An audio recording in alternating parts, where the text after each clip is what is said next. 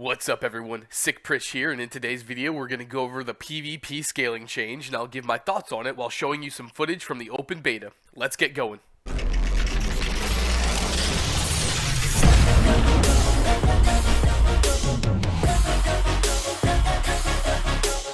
Alright, for those that don't know what PvP scaling is, in New World, there's open world PvP, which means anyone you run into that's also flagged for PvP can kill you, and you can kill them.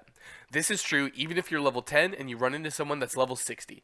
As you can probably imagine, the level 60 has way more stats than you and can probably slaughter you very quickly. In New World, levels actually wind up giving you a ton of great stats, and weapon levels play a huge part in who has an advantage in a fight. PvP scaling means that when that level 60 person fights the level 10 person, the level 60's stats will be reduced in relation to the level 10 by a certain margin, so that the level 10 player doesn't get one shot and has a small chance to beat the level 60. Think of it like a reduction to attack and defense stats to scale down your opponent a bit more to make the fights a little more fair and results based, more on skill rather than on levels. In closed beta, this resulted in skilled under-leveled players being able to take on and beat players 10 to 15 levels above them, and possibly even winning some 1v2s and 1v3 situations with players that are higher levels than them, but just less skilled. In closed beta, it really felt like a 10 to 15 level difference was around the spot that you could really feel the level gap, and it was super hard to win as an under-leveled player. In open beta, PvP scaling has been reduced, which means that level difference matters more and makes a bigger impact on fights. And I just want to know why. Who wanted this? Why would you ever want to promote levels over skill?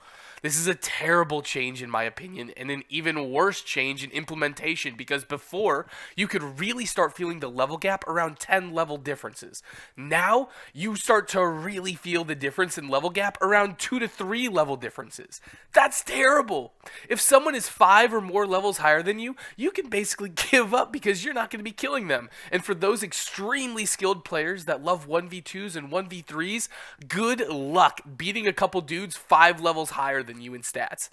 As you can see in the combat occurring in the background here, none of these people stood a chance because I'm 3 to 7 levels above them and it's not close. Now yeah, these aren't exactly the best of the best that I'm fighting, and I'm by no means the best at PvP, but me and Ginger are melting these guys and getting tickled in return. Now I'll play devil's advocate for a second and say this was day 1 of open beta.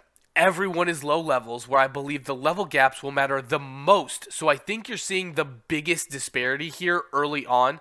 But as a counter argument to this, what do you think new players will be experiencing right away? Endgame PvP or early game PvP? The worse early game PvP is, the less people will stick around for the endgame. I'll close out with this. I actually was a huge fan of the previous system. I'm all for higher level players having a bit of an advantage. They deserve it for having better stats and gear. But you gotta make it competitive. There's gotta be some scaling, or it's just gonna be first to hit levels wins the servers instead of the most skilled players winning early, which I would argue is a very important time in the game where people are deciding whether they want to invest their time in a tournament or spend it somewhere else in a different game. As always, I love you guys, I appreciate you guys, and I hope you guys are having a ton of fun in the open beta right now. See ya!